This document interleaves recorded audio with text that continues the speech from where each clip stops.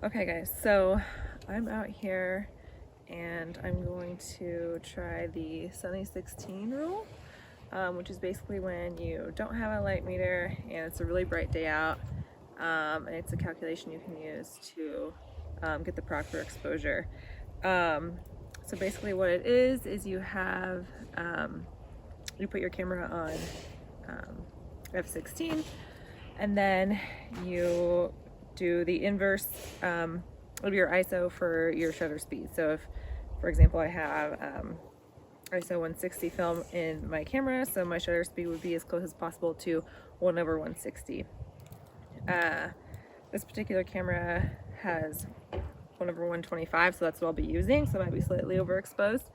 I am using the Pentax 6.7 medium format camera, and we will give it a go.